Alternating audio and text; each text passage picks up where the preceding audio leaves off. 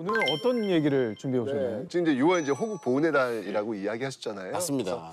6월 하면 이제 딱 떠오르는 게 6.25 전쟁이 일단 맞아요. 떠오르는 것 같아요. 맞아요. 네. 그런데 사실 우리가 6.25 전쟁을 잘 알고 있는 것 같은데 의외로 모르는 게 굉장히 많이 있거든요. 네. 6.25 전쟁에 혹시 비밀스러운 재미있는 그런 이야기 그리고 감동적이고 의미 있는 이야기 혹시 있지 않을까? 이런 부분을 한번 좀 가져왔어요.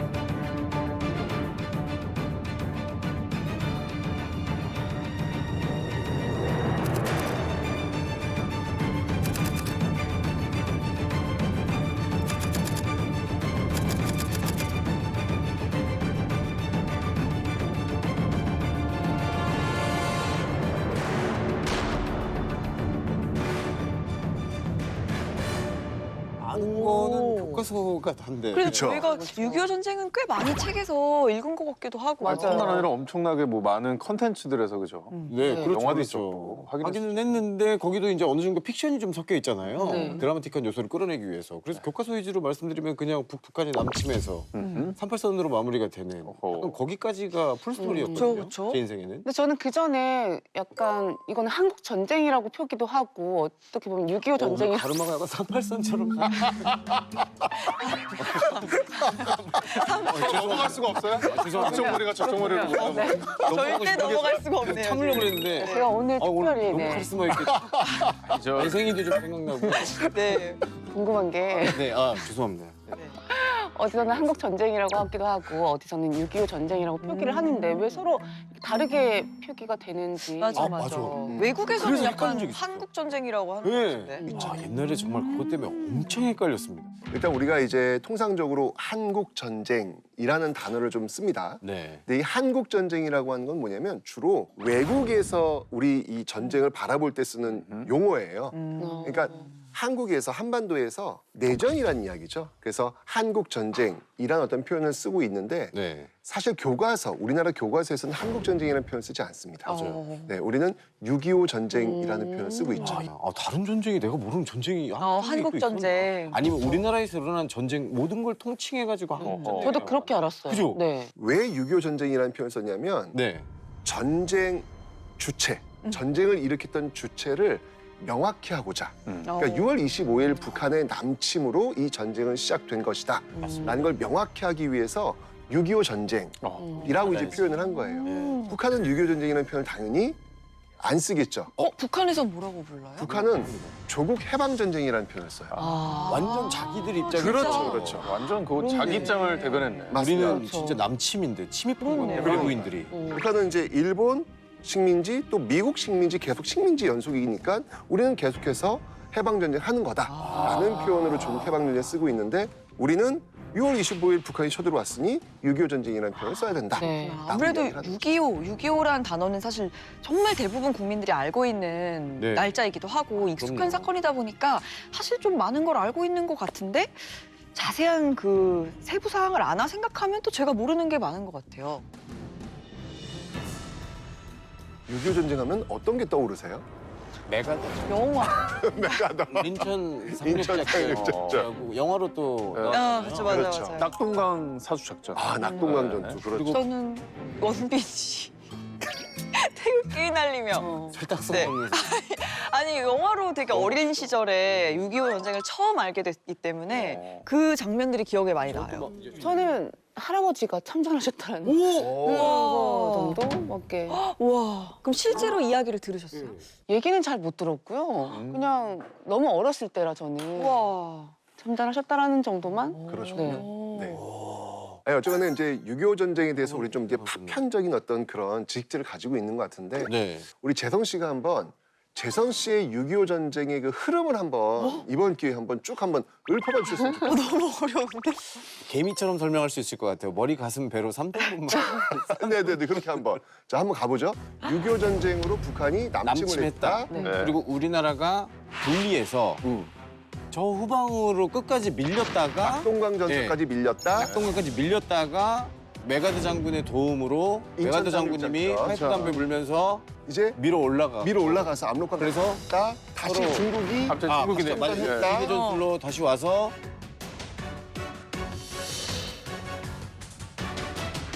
밀고 밀고 내려왔다. 내려와서 팽팽해진 그 지점이 38선인데 거기서 우리가 휴전. 쇼부를 치자. 일단은 안 되지. 우리가 휴전. 딜을 휴전을 네. 이게 진짜 그렇게 무섭네요. 네. 사람이 저작거리에서 놀다 보니까 우리가 휴전을 하자. 여기에서 딜을 보자. 라고 해서 생긴 게 38선. 아니, 맨 마지막 마무리는 그렇게 하면 안 되죠. 휴전선이죠. 휴전선. 네네네. 38선에서 전쟁이 시작됐고 마무리는 휴전선. 이게 38선이 북이 38도라고가지고 맞습니다. 네네네. 휴전선은 약간 다르잖아요, 이게. 근데 조금 휴전선은 약간 다르잖아요, 이게. 서쪽은 좀 내려와 있고. 네, 맞아요. 북쪽 그렇죠. 전선은 조금 올라가 있는. 여기 휘었더라고요. 네. 맞습니다. 그래도 대부분 우리 국민들이 알고 있는 내용이랑 거의 비슷한. 그렇죠, 그렇죠. 네. 이제 여기든 이제 이야기를 좀 붙여야 될 텐데 우선 이 6.25 전쟁 같은 경우에는 일단 그 피해자, 이게 사상자만 500만 명이 넘어요. 어마어마하죠. 10분의 지금 인구의 거의 10분의 1. 그렇죠. 이상 가족은 1000만. 게다가 고아만 10만. 봤어요. 저 어렸을 때 이상 가족 찾기라는 프로그램이 맞아요, 맞아요. 그거 너무 슬퍼가지고 어린 나이에도. 맞습니다. 맞아. 이 참 3년간 치러진 전쟁은 누가 그러더라고요. 6.25 전쟁은 우리 역사를 정확하게 구석기 시대로 돌려놨다. 그런 표현을 쓰더라고요. 그러니까 전쟁을 통해서 남아있는 것은 폭격에 의한 돌, 그리고 그 속에 살아있는 사람. 네. 돌과 사람밖에 없으니까 석기 시대잖아요. 다시 이렇게 해야 되는. 반만년으로 다시 백해서 석기 시대로 돌아갔다. 이 전쟁의 그 무서움과 아픔이라는 게 이제 이런 게 네. 있는 거죠.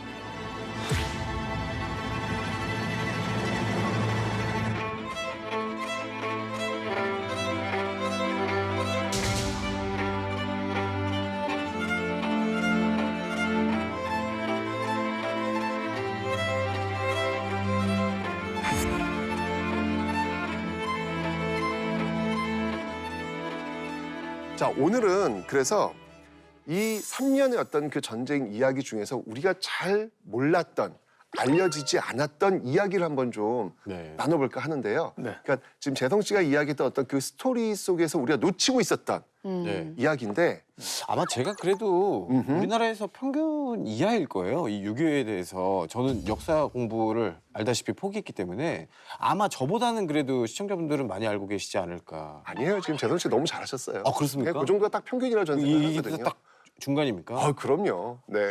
다행이다. 다행이다. 6월 25일 북한이 남침을 하잖아요. 네. 네. 며칠 만에 서울을 점령하죠? 바로 3일. 3일입니다. 아, 3일 만에. 3일이에요? 예, 3일 만에 서울을 점령을 하는데 가깝잖아, 생각해봐. 어. 엄청 가깝잖아. 굉장히 빠른 속도로 내려와요. 내려오는데 6월 28일 날 드디어 이제 이 서울에 인민군이 등장을 합니다. 등장을 하는데 중요한 건 뭐냐면 이렇게 빠른 기세로 밀고 내려왔는데 그 인민군이 한강을 넘은 건 언제냐면 6월 28일, 6월 29일, 6월 30일, 7월 1일 오전에 넘어요. 3일이 걸렸네요, 진짜. 6월 29일, 6월 30일, 그다음 7월 1일. 맞습니다. 이 3일이 걸렸잖아요. 그렇죠. 네. 바로 이 3일, 이 72시간, 이 72시간 도대체 무슨 일이 일어났는지 왜 안... 이 이야기를 들으시면 아마 깜짝 놀라실 겁니다. 선생님 이거 어떻게 알았어요? 아니 궁금하잖아요. 이 선생님은 과연 이걸 어떻게 어디서 알았을까? 그러니까. 그 당시에 산 게 아니잖아요. 기록이 다 있습니까? 그럼요. 저도 이제 논문 같은 거 보면서 그 당시 기록 보면서 우와 뭐야 이런 일이 있었어? 저도 깜짝 놀랐던 그런 일이 있었어요. 이런 이야기들은 그 청와대 영화에서 나오는 캐비넷 안에 기밀 문서로 이렇게 있을 것 같은 내용이거든요. 먼저 이 본격적인 네. 이야기를 풀기 전에 우리가 한번 그 순서대로 한번 시간 순서대로 한번 풀어보도록 하겠습니다. 네. 1950년 6월 25일 네. 북한이 남침을 시작했는데 그때 북한의 작전명은 바로 폭풍이었습니다. 폭풍. 폭풍이. 뭔가 폭풍처럼 막 밀고 내려오는. 폭풍을 일으켜라 막 그런 느낌. 그죠? 자, 제가 그럼 왜 북한의 인민군이 서울에서 3일간 머물렀는지 이유를 설명드릴게요.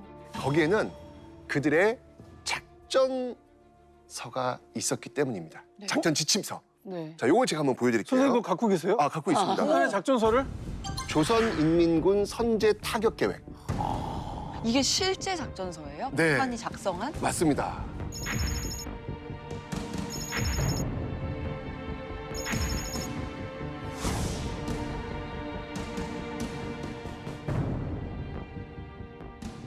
그래서 6월 25일 새벽 4시에 북한은 작전명 폭풍이라는 것을 앞세워가지고 전면적인 남침을 시작하게 됩니다. 이 폭풍이라는 작전 속에서 정말 이 포를 엄청나게 쏩니다. 남쪽으로요. 네. 남쪽으로 쏘면서 그 연기가 장난 아닐 거 아니에요.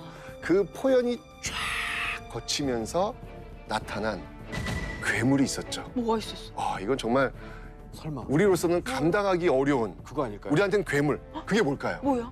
장갑차? 비슷했습니다. 탱크. 탱크였습니다. 아, 탱크. 네네네네. 정말 이 탱크 우리는 탱크가 없었어요. 왜 없었어요? 네, 우리는 그 당시 이렇게 대규모적 전쟁을 할 거라는 생각을 안 했기 때문에 들었었어요. 북한은 나름대로 준비를 했거든요. 이 소련제 탱크를 다 공수를 받은 상태였기 우리는 때문에 없었구나. 야, 그 포연 속에 나타났을 그 탱크의 모습을 한번 떠올려 보세요. 이거는 총으로 되는 게 아니잖아요, 이거는요. 근데 진짜 작전명이 폭풍이라고 하시잖아요. 네, 진짜 폭풍 갖고 왔네요, 걔네들. 그러니까요.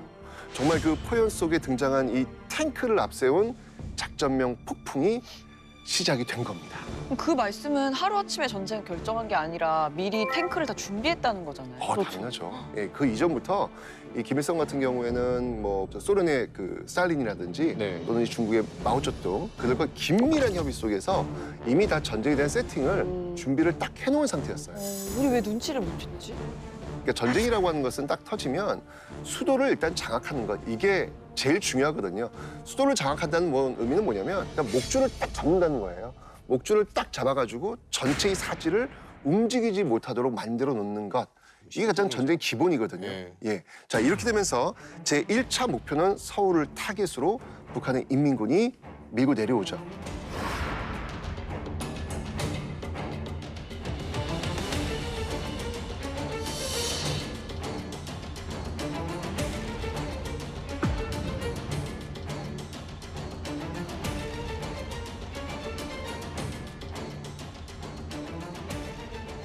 근데 이때가 언제였냐면 무슨 요일이었는지 요일은 어떻게 모르고 일요일 그 이거 당시 우리는 배웠는데. 그러니까 이게 그래요? 책에서 본 것 같은데. 휴일이었어, 휴일.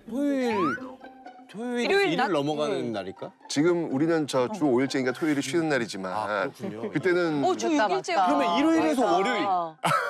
왜냐면 토요일에 일하고 완전 꿀잠 자고 있을 때. 그렇죠. 일요일 새벽. 그래서 일요일 날 전쟁이 개시된 와 거예요. 최악이다.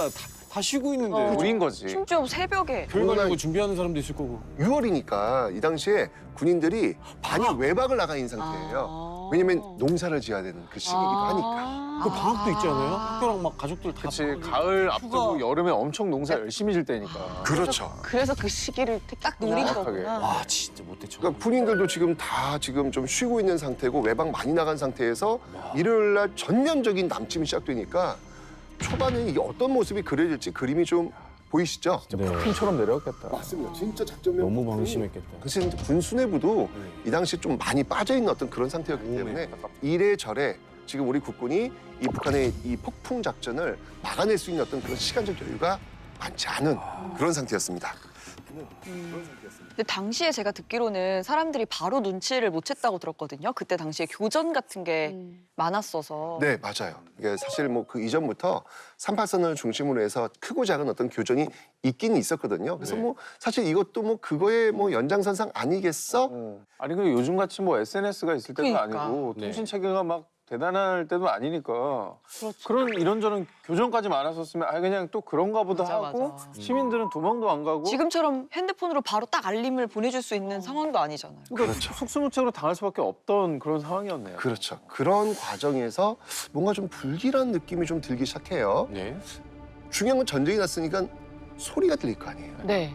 그 소리가 점점 커지고 있다는 느낌, 네. 다가오고 있다는 느낌.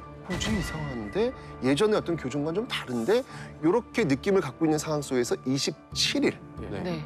25일날 전쟁이 그러니까 이승만 정부는요 개전 이후 이틀이 지난 27일 오후 10시가 돼서야 이 방송을 통해 처음으로 전쟁 사실을 알리는 대국민 담화를 발표합니다.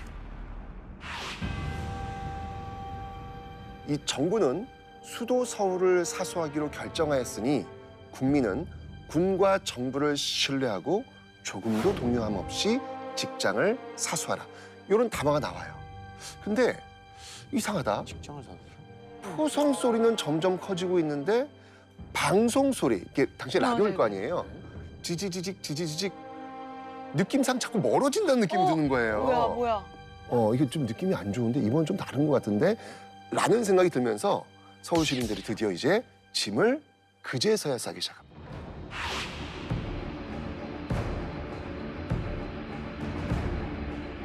그러니까 이제 그 담화 자체는 그냥 서울에서 동요하지 말고 직장 다니면서 있어라. 거기 있어라 그러는데 네. 시민들은 뭔가 좀 불안한 거죠.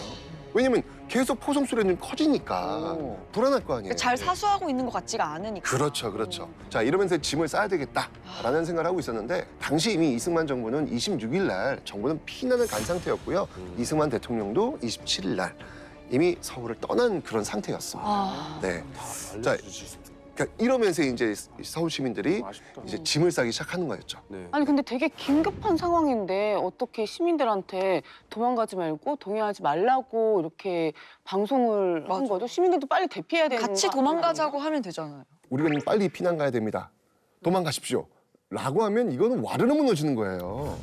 왜요? 아. 근데 아니, 사람 목숨이 물론 그렇죠. 네. 네, 물론 그렇죠. 일단 시민들한테 좀 안심을 시킬 필요가 있겠다. 네. 전쟁에서 너무 동요가 나오면 이게 아노미 상태가 빠지면서 이게 더 혼란스러워질 수 있거든요. 안심시킬 필요가 있겠다. 또 하나는 뭐였냐면 지금 아까 군인들이 지금 밖에 나갔잖아요. 네. 군인들이 원대 복귀해야 될 거 아니에요. 네. 그런데 우리는 이미 졌습니다. 우리는 지금 도망가야 됩니다. 이러면 아. 오겠습니까? 지금 직장을 군인들이? 사서라에 직장에 군대도 들어가 있었고. 그렇죠. 예. 그러니까 막 지금 이미 수도 함락됐습니다. 그럼 복귀조차 안 할 테니까. 당연하죠. 그러니까 이런 상황 속에서 그런 어떤 방송이 나갈 수밖에 없는 상황이었는데 그러니까 이 당시 이제 서울 시민들도 짐을 싸고 가야 될 곳은 한강을 건너야 될 거 아니에요. 예. 네. 근데 당시에 지금처럼 다리가 막 20개 막 이렇게 있는 게 아니었어요. 이제 한강철교, 한강대교, 뭐 광진교 뭐 요 정도밖에 없는 거예요. 빨리 건너야죠. 네. 일단 거기를 못 건너면 내려갈 수가 없어요. 이건 방법이 없는 거예요. 네. 그러니까 일단 한강 쪽으로 아마 가지 않았을까. 네. 무슨 일이 있다도 거긴 건너야 된다. 그런데 6월 28일 3일 후네요. 네. 새벽 2시 좀 넘어서 네. 번쩍하는 섬광 같은 소리와 함께 한강 인도교가 무너져요? 폭파됩니다. 아. 설마. 아, 가슴 아프다, 갑자기.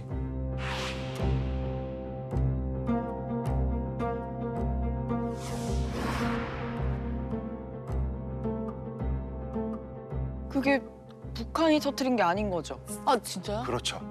우리 국군이 한강 인도교를 끊어버린 거예요.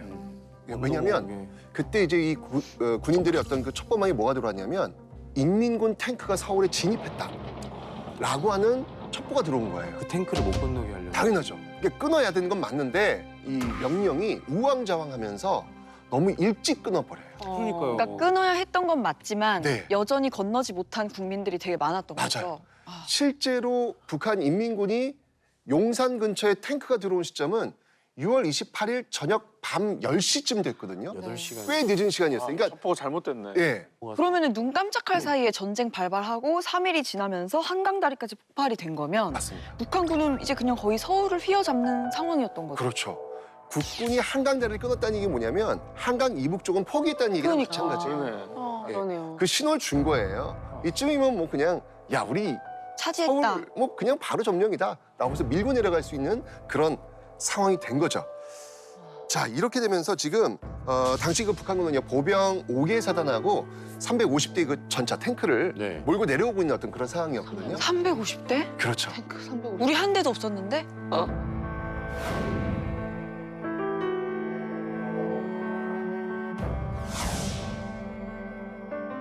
자 그런데 중요한 건 북한은요 빠르게 한강을 건너질 않아요. 이게 오늘 우리가 이야기해야 될 포인트입니다. 폭풍 같은 작전이었는데 왜 안 내려왔죠? 되게 궁금하다. 힌트 하나만 주십시오, 선생님. 이게 일부러 안 건넌 건지 아니면은 타의적인 건지, 자의적인 건지 타의적인 건지. 근데 방금의 말씀을 돌아보면 1차적으로 다리가 끊겼기 때문에 못 온 거 아닌가요? 저도 지금 이 생각이거든요. 다리를 그냥 싹 다 네네. 그렇죠. 근데 북한 그래 입장, 한강다리 때문이네. 근데 북한 입장에서는 자기들이 유리한 정황을 이끌려고 한다면 그냥 바로 내려갔어야 되는 건데. 그렇죠. 이것도 멈췄단 말이죠. 다리가 끊겨서. 자, 이게 항상 전쟁이라고 하는 것은 기세를 잡았을 때 몰아쳐야 되는 거예요. 그렇죠. 제일 중요한 포인트거든요. 솔직히 지금 이 당시 상황 속에서 서울을 지금 점령한 상황 속에서 한강을 바로 건너는 게 정상이에요. 자, 근데 아까 얘기했지만 네. 한강 인도교 끊겨놨잖아요. 네. 일단 그게 일차적인 방어선은 됩니다. 네. 그런데 중요한 건 뭐냐면 한강 인도교만 있는 게 아니라 그 옆에 한강 철교, 경인선, 경부선, 한강 철교 네. 이것도 끊어놔야 되는데 이건 제대로 끊어놓지를 못했어요. 아 뭐야? 지금도 있는 그 예. 철길 그 다리. 맞습니다, 맞습니다. 어. 그러니까 이 다리를 이용해서 넘어갈 수도 있었고 그러네. 그리고 분명히 국군이 다리 끊어놓을 거라고 예상 못하겠습니까? 그렇죠. 그렇다면 혹시 선생님 네, 지금 번쩍이는 생각이 들었습니다. 번쩍이는 생각. 심리전입니다.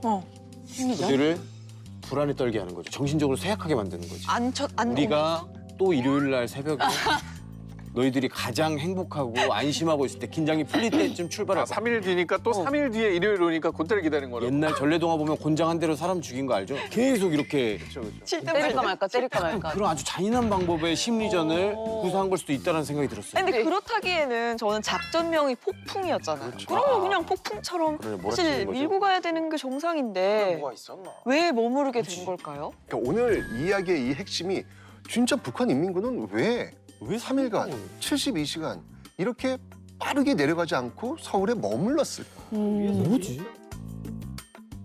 이제 여기서 한번 우리가 이 3일간의 그 미스테리한 이 일을 한번 좀 밝혀봐야 될 것 같아요. 뭐죠? 일단 기본적으로 김일성은 이 6.25 전쟁을 한 달이면 끝낼 수 있다라고 판단을 했어요. 네. 생각해 보세요. 38선에서 부산까지 한 달에 내려갈 수 있다. 이거는 전격전이 아닌 이상은 불가능한 일이거든요. 네. 우병우. 쉬지 말고 가야지. 그렇죠. 쉬지 말고 가야 되는데. 그렇죠. 자, 지금 이제 이렇게 보시면 여기 지금 38선이에요. 지금 보이시죠? 네. 지금? 네, 네. 여기 지금 38선 네. 보이시죠? 38선에서 지금 여기 서울이잖아요. 네. 그죠? 자, 지금 밀고 내려오는 거예요. 화살표밖에 일단 지금 기본적으로 보니까 뭔가 화살표가 지금 이렇게 네. 중심적으로 있고 그 다음에 세 개 부대로 나뉘어서 이렇게 지금 밀고 가서 적과 통일하겠다라고 네. 하는 지금 목표가 지금 보여지고 있죠. 예, 예. 자, 그럼 중요한 건 뭐냐면 이 위쪽입니다. 우리가 지금 포인트로 둘 게 이 위쪽인데 지금 이 북한 같은 경우에 지금 어떤 목표를 세웠냐면 1차 타겟이 어디였냐면 수원, 그리고 원주, 그리고 삼척. 여기를 지금 목표로 지금 내려오자라는 어떤 그런 목표가 있었어요. 크게 이렇게 2단계에 걸쳐서 이게 2단계 작전일까요? 북한이 네. 3일 만에 온 게 너무 빨리 온 거예요. 그러니까 원래 한 6일 걸릴 줄 알았는데 계획보다 너무 빨리 와서 이게 보조를 맞추느라 좀 쉬고 있었던 게 아닐까. 아니면 뭐 뒤에 이제 병사들이 못 왔다거나 뭐 아니면 그거 지원 물자 기다리고 있는 거. 뭔가 총알 포탄 떨어져가지고 보급품. 네, 정말 준비를 잘한 상태였습니다. 예. 그리고 다시 한번 얘기했지만 전쟁은 지체하면 안 돼요. 예. 빠르게 밀고 내려가야 되는데 북한의 이 작전, 이 핵심 작전이 있었기 때문에 그렇습니다. 핵심 작전. 네, 핵심 작전. 어떤 내용이 있었을 것 같아요? 이 북한 핵심 작전에서. 와, 그 3일 동안인데 3일이 걸리는 작전인데. 러시아가 인천을 통해 도와주기로 지금 해서 무기를 좀 보내는 중? 서울까지는 일단은 폭풍을 하고 세 방향으로 내려가자 가서 한국을 다 점령하자. 아니면 일단 기선제압의 첫 번째 기회를 주는 거죠. 우리가 서울까지 빨리 밀고 내려왔어. 선전 전단지 같은 걸 만들어서 일단 공중에 다시 뿌리는 거죠. 회유. 전을 하는 거지. 회유를 한번 하는 거죠. 이제 항복하고 넘어와라. 3일 동안. 기회를 주는 거예요? 그걸 만든 거죠. 뭔가 엄청난 좀 계획이 숨어져 있는 것 같은데. 자, 그러면 제가 이 북한군의 남침 작전을 한번 좀 풀어보도록 하겠습니다. 네. 자, 북한은요 크게 제1군단, 제2군단, 제1군단이 요쪽 서부전선 쪽이고요. 네. 제2군단이 요 중부전선 네. 요쪽에서 지금 전면적으로 밀고 내려온 상황이었어요. 자, 먼저 네. 제1군단. 제1군단 이쪽은 어떤 모습이었냐면 네. 이 개성과 문산 그리고 동두천, 포천 방면으로 투입을 해가지고 아까도 얘기했지만 서울을 점령을 하고 이 주력 부대, 네. 우리 국군 부대를 한강 이남으로 밀어내서 수원 쪽으로 집결시켜 놓도록 하는 것. 이게 이제 이 1군단의 목표였습니다. 자, 그다음에 2군단. 네. 2군단의 목표는 뭐였냐면 바로 이 춘천과 인제 방향에서 38선 돌파해가지고 춘천과 홍천을 점령한 이후에 빠르게 밀고 내려와서 지금 아까 1군단이 밀고 내려서 어느 쪽에 지금 우리 국군들을 수원 쪽이요. 수원 쪽. 이 수원 쪽 측면으로 들어가서 이 수원 쪽에 이 한국군 주력 부대를 포위시킨 다음에 섬멸을 시키고 완전히 괴멸시킨 상태 속에서 이쪽은 여유 있게 밑으로 쭉 내려가서 한 달 만에 적화 통일시키겠다. 이런 목표가 있었던 거예요.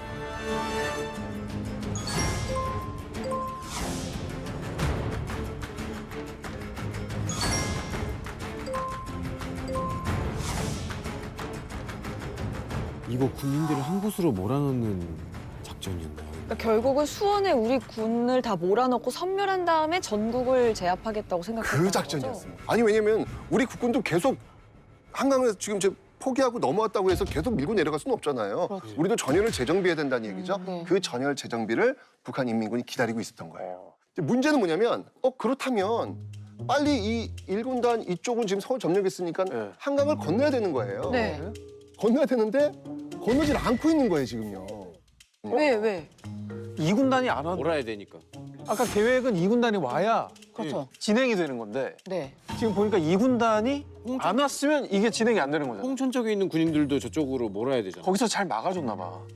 정답이에요. 오. 네. 6.25 남침이 시작되었을 때 38선은 우리는 전면적으로 계속 밀렸다. 이 생각만 하고 있잖아요. 네. 오늘은 그렇지 않았다라는 것을 지금 이야기를 하려고 하는 거예요. 오. 예측 이외의 일이 벌어졌네. 북한. 맞아요. 북한으로서는 이 작전이 변수가. 지금 수행을 해야 되는데 변수가 생긴 거예요, 지금. 지금 분명히 지금 한강 넘어가지고 수원 쪽으로 밀고 내려가야 되는데 이쪽에 2군단이 나타나질 않는 거예요, 북한 2군단이. 왜 안 나타나? 지금 당황한 거예요, 지금. 아니 근데 좀 상식적으로 이해 안 되는 네. 게 수도가 원래 방어가 더 튼튼해야 되는데 이건 3일에 뚫리고 그렇죠. 여기는 원래 또 강원도 전선이잖아요. 그러니까요. 이게 어떻게 더 잘 막았지 이걸? 오히려 더 빠르게 왔어야 되는 거 아니에요? 그렇죠. 자, 이게 핵심은 뭐냐면 이 춘천에서 문제가 터진 거예요. 오늘의 이야기의 출발은 바로 이 춘천이 되는 거예요. 6.25 전쟁 그 3일간 과연 춘천에선 무슨 일이 벌어지고 있었을까? 자, 사실은요, 이 춘천에서는 어떤 일이 벌어지고 있었냐면 네. 당시 여기는 육사단이 관리를 하고 있었습니다. 이 당시 이제 육사단을 이끌고 있었던 인물이 누구였냐면 이제 김종호 장군이었거든요. 네네. 자, 이제 중요한 건 뭐냐면 여기서 이 김종호 대령이 지켜보고 있다, 네. 예의주시하고 있다, 이 자세가 있었던 거예요. 북한 쪽에서 귀순한 군인이 한 명 있었는데 그 군인이 뭐라고 진술을 했냐면 지금 북한에서 좀 춘천 이 위쪽 라인으로 지금 병력들. 엄청난 탱크며 병력들이 지금 다 지금 집결하고 있는 상태다. 이런 어떤 보고를 한 거예요. 와. 자, 이렇게 딱 들으니까 이제 요 집결되는 날짜가 아마 23일 다 모일 것이다. 이런 얘기를 하니까 이런 정보를 딱 듣고 나서 준비를 해야 되겠는데? 네, 라고 생각을 한 거예요.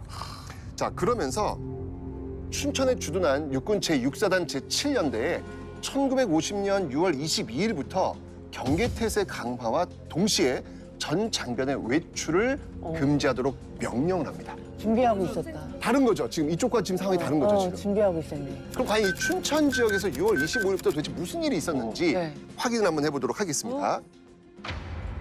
자, 이 북한군은요, 네. 전쟁 직전 정말 최우수 부대로 선정될 정도의 어떤 최강의 부대를 여기다 배치를 했습니다. 네.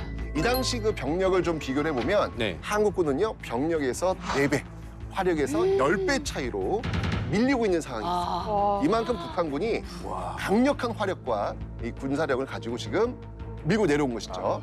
자, 처음 북한군은요, 이 포병의 공격 준비 사격으로 시작을 합니다. 당시 이 북한군은요, 춘천을 하루 만에 점령한 뒤 곧바로 가평을 거쳐가지고 수원으로 향하도록 계획되어 네. 있었습니다. 왜냐면 이게 그들의 작전이잖아요. 네, 그러니까 춘천을 24시간 안에 점령해야 되는 거예요. 해야 돼. 그래야 수원까지 갈 수 있는 거예요. 그 계획이 되는 거예요. 자, 그래가지고 이 포를 쏘면서 지금 들어옵니다. 초반은 순조로웠어요. 전초 기지를 막 박살내면서 북한군은요, 자주포 열대를 앞세우면서 북한강을 드디어 돌파합니다.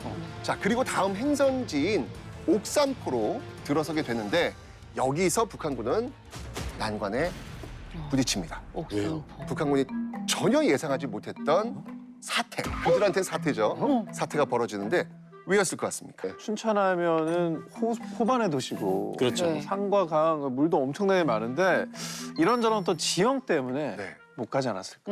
아니면 비가 길이 왔다. 있는 것도 아니었잖아요, 옛날에는. 아니면 미리 좀 함정을 좀 설치해서 함정? 포인트래? 미리 좀 해놓지 않았어요. 유비무한 한 발 빠르게 몇 킬로 놓으시고. 뭐였을까요? 맞습니다. 역시 그 동네 부대 출신답네. 맞습니다. 단결. 와 맞아 그거 와 맞았어. 아, 저게 뭐예요? 옥산포 사진 한번 보여드릴게요. 자, 지금 이 옥산포를 한번 보시면 지형적으로 어떤 것 같습니까, 지금? 그냥 허허평. 평지. 논인데? 논이네요, 논. 네. 그렇죠. 지금 탁 트여져 있죠. 네. 저 강원도 쪽 이렇게 느낌 들면 막 그 산지 엄청난 막 그럼요. 험지 막 이럴 걸로 산세형하고. 보이는데 네. 지금 옥산포로 들어왔단 말이에요. 이제 사실 북한군도 사실은 탱크를 밀고 내려와야 되는 상황이기 때문에 네. 산지는 사실 쉽진 않죠. 그죠? 그러니까 이 옥산포 길을 좀 택해서 빠르게 지금 춘천 점령하고 수원으로 가야 될 그런 생각을 했던 것 같아요. 자, 그런데 지금 빠르게 갈 수는 있지만 단점도 있죠. 단점이 뭘까요? 노출이 되는 거예요. 네, 노출이 되는 거예요. 네. 중요한 거는 지금 북한군 입장에서라면 노출이 되었지만 반격이 별로 없다면 그리고 웬만한 반격은 탱크로 밀고 간다면 네. 큰 문제는 없을 것이라고 판단한 듯해요. 그래서 하루로 잡았나 보다. 그렇죠, 그렇죠. 그래서 하루 만에 춘천 점령하고 바로 이제 가평 넘어 수원 갈 수 있을 거야라고 판단했는데 여기서 실수가 이제 벌어진 겁니다. 그러니까 산으로 가는 게 힘드니까 북한군 입장에서도 옥산포로 가는 게 빠르다고 생각해서 글로 간 거지. 어차피 탱크도 있으니까. 근데 그걸 알았던 거야. 그렇죠. 와, 자, 대단하시다. 여기서 이제 육사단이 이제 출동을 합니다. 네. 그 네. 저 사진 있죠? 이 논밭으로 그냥 달려와가지고요. 여기서 북한군에게 거침없이 포를 때립니다. 자, 이러면서 북한군이 깜짝 놀란 거예요. 네. 뭐야? 여기 올 걸 어떻게 알았지? 이렇게 이게 아닌데 우리가 예측했던 이게 아닌데 라고 해서 후퇴를 해요. 북한군이 6.25 남침을 개시해가지고 후퇴했던 건 이게 처음이에요. 여기서 우리 군이 기세를 꺾어. 그러네. 그렇죠. 그러니까 북한이 너무 당황한 거예요. 이게 무슨 일이야? 이건 우리 시나리오에 있었던 일이 아닌데? 근데 포가 워낙 세게 들어오니까 네. 더 이상 버틸 수가 없었던 거예요. 그래서 결국은 후퇴를 합니다. 아마 정말 당황했을 거예요. 대단하다, 대단해. 모르고 있을 거라고 생각을 했는데. 기습을 한 거네. 자, 이러면서 어쨌든 북한은 지금 빨리 가야 됩니다. 수원 쪽으로 가야 됩니다. 네. 지금 하루 만에 가기로 했잖아요. 당황할 수 있는 시간이 없어요. 자, 그래서 다시 전열을 재정비해가지고 다시 공격을 시작하는데 만만치 않아요. 만만치 않아요. 결국은 이 북한군은요, 옥산포에서 더 이상 진격을 하지 못한 채 하루를 보내게 됩니다. 이게 이제 틀어진 거예요, 지금요. 아까 제가 이야기했던 72시간 중에서 24시간 여기서 지금 벌써 지금 없어졌네요. 네. 근데 그럼 하루가 지났다는 거는 원래 약속했던 북한군의 1군단은 이미 서울에 들어온 그렇죠. 상태잖아요. 맞습니다, 지금.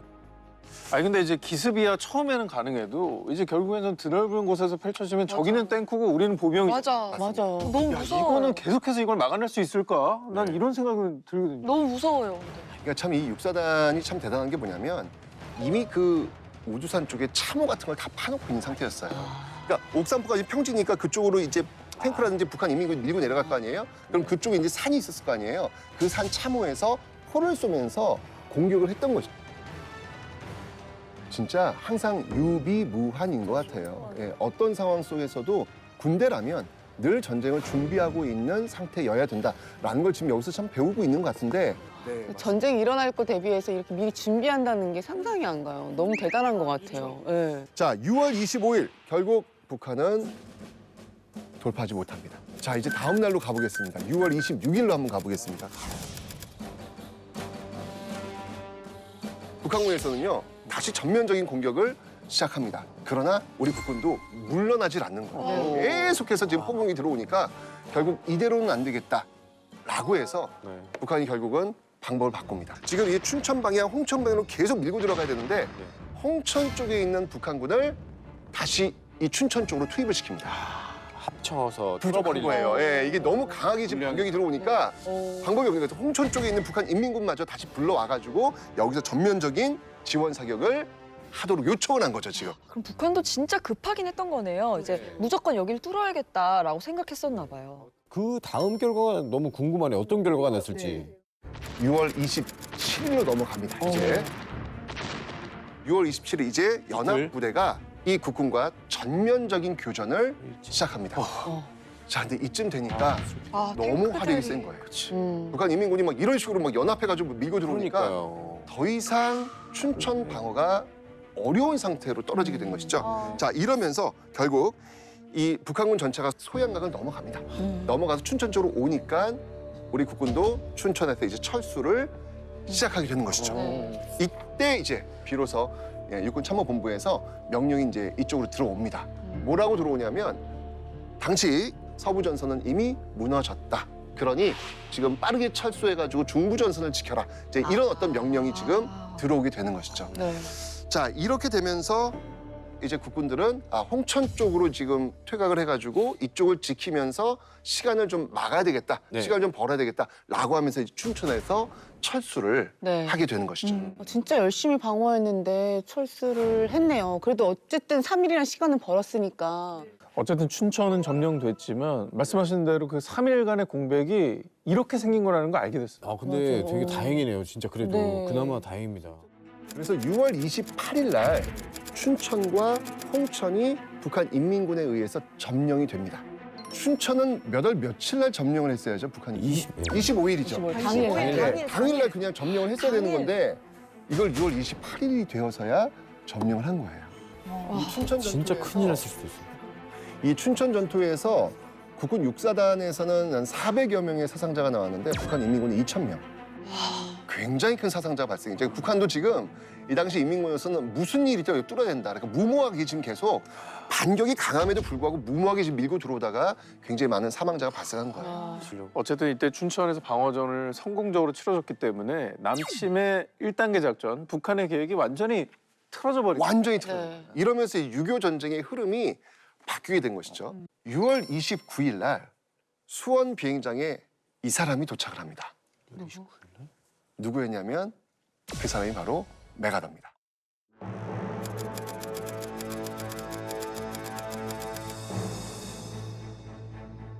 수원 비행장에 들어와서 이 한강 주역을 쭉 시찰을 한 거예요. 영등포 일대나 이쪽을 쭉 시찰을 하고 돌아갑니다. 그리고 판단을 한 것이죠. 버틸 수 있겠다. 어.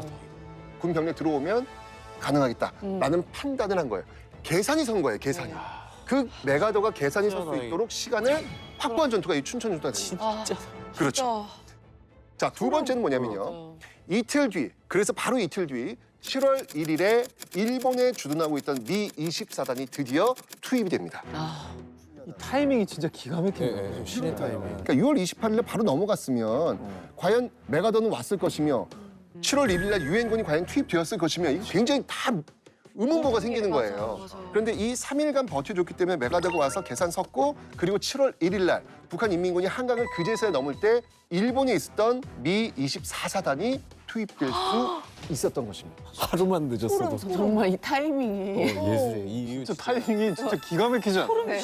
하루 차이도 없어. 이건 그냥 당일이야. 그렇죠. 그리고 한국군도 스스로 지금 이렇게 너무 지금 급하게 지금 내려갔잖아요. 지금 어떻게 보면 좀 우왕좌왕하면서 지금 한강을 이제 포기하고 넘어간 거잖아요. 네. 그 3일 동안 다시 전선을 재구축할 수 있는 그런 시간도 확보했던 것이죠. 와. 끝났다. 그렇죠. 그러니까 결국 이 3일간 이 한강 방어선 및 낙동강 방어선, 인천 상륙 작전 이런 것들을 펼칠 수 있는 그런 반전의 계기를 마련할 수 있는 시간을 우리가 확보했던 거예요. 대박이다. 아, 네. 육사단 너무 감사한 그런 너무 네. 너무요. 근데 저는 이렇게 잘 조선인들. 전쟁에 대해 모르니까 네. 이 국지전에서 버텨내는 것이 이렇게 전체적인 판세를 바꿀 수 있다는 사실이 너무 신기하고 소름 돋는 것 같아요. 나중에 이제 이 전쟁이 딱 끝나고 나서 북한의 김일성이 정말 이 춘천 전투에서 우리가 패했던 것 이게 적화 통일 못한 가장 큰 뼈아픈 아픔이었다. 와. 춘천이 이렇게 그러게요. 라는 이야기를 하거든요. 특히 이제 이 전투의 과정 속에서 네. 아까도 얘기했지만 일단 이제 김종호 대령을 중심으로 한 육사단이 준비를 일단 하고 있었잖아요. 그때 이 북한군을 38선으로 다시 밀고 올라간 최초의 그 전투였거든요. 이 춘천 전투가요. 북한이 얼마나 놀랐으면 다시 38선으로 올라갔겠어요. 그러니까. 이때 이 군인들뿐만 아니라 이 학생들이 그 진지 구축하는 데도 도움을 많이 줬고요. 그다음에 이 탄약고가 노출되었을 때도 그 탄약고에 있는 그 무기들 또 이 총알들 있잖아요. 이런 것들을 옮기는 데도 왜냐면 탄약고 같은 경우는 타깃이 될 수밖에 없거든요. 굉장히 위험한 곳이거든요. 그런데도 또 이 학생들이 동원되어가지고 또 지켜낸 어떤 그런 역할도 보였고. 근데 선생님 너무 슬픈 게 지금 네. 생각해보니까 그 포화 속으로라는 영화가 학도병들의 이야기거든요. 맞습니다. 다 돌아가셨어요. 다 돌아가셨어요. 기억나요. 차성원 씨가 북한군이었는데 못 들어왔어요. 그 학도병들이 버티고 있어서 학교에서 막 버티고 있고 그래서 못 들어왔다는 내용이 있거든요. 전체적인 줄거리가. 그 지역 주민들이 또 주먹밥 만들어가지고 또 이렇게 군인들한테 제공하는 모습들 보였고 누가 그러더라고요. 이 6.25 전쟁 때 이 춘천 전투는 제2의 행주대첩이었다.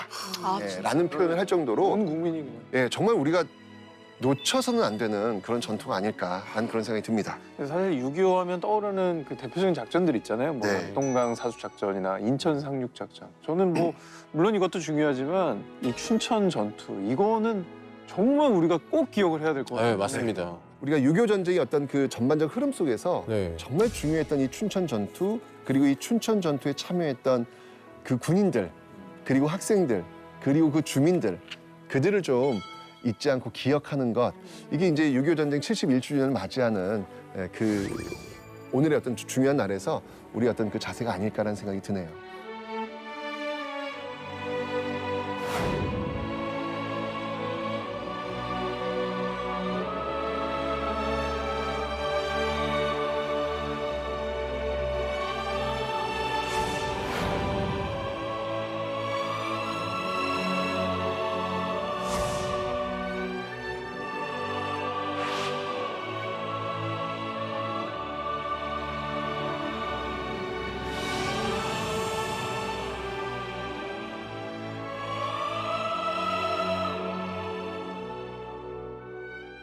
아, 이 6.25 전쟁에서 이런 비하인드가 있었을 줄은 맞아요. 사실 몰랐어요. 네. 그리고 가슴이 참 많이 아프네요, 진짜로.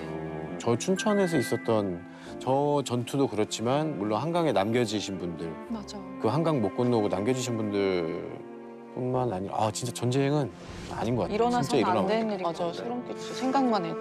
근데 어떻게 보면은 6.25 그냥 우리가 흔히 배웠던 그 안에서 얼마나 많은 분들이 이렇게 고생을 하셨는지 희생을 하셨는지 제대로 듣지 못했었거든요. 근데 오늘 강연을 들으니까 저희가 흔히 알고 있는 전쟁 안에서 모르고 있는 그 현장에서 되게 용기 있게 싸워주신 국가유공자분들이나 또 우리 시민 군인분들한테 너무 감사한 것 같아요. 잊지 말아줘서. 전 오늘 약간 인식이 확 바뀐 것 같아요. 여태까지 6.25는 미국이나 해외 원조로 우리가 방어한 전쟁이라고 생각을 했는데 그렇게 생각 많이 네, 하시잖아요. 근데 우리가 지켜낸 거였구나. 이런 그러니까. 생각. 맞아요. 너무. 이제 그 우리가 항상 딱 6.25 하면 메가더, 예, 이게 미국, 유엔 맞아요. 이것만 딱 떠오르잖아요. 네. 물론 그분들 너무 감사하죠. 중요한 역할을 많이 하셨는데 바로 이 개전 초기에 바로 이런 분들이 정말 목숨 내놓고 계셨기 때문에 맞아요. 지금 우리가 이렇게 편하게 이제 스튜디오에서 이 좋은 환경에서 이런 방송도 할 수 있는 게 아닌가 하는 생각이 들면서 다시 한번 그분들한테 감사합니다. 네. 라는 말씀 올리고 싶습니다. 네. 네. 자, 무엇보다 6.25 전쟁 아직 끝나지 않았죠. 그렇죠. 아직 저희가 휴전 중에 있다는 거 꼭 기억해야 되고요. 예, 우리가 사는 대한민국은 이 비단 군인뿐만 아니라 이 대한민국을 사수하려고 했던 온 국민이 함께 지켜낸 대한민국이라는 걸 다시 한번 잊지 말아야 네. 되겠다는 생각이 들었습니다.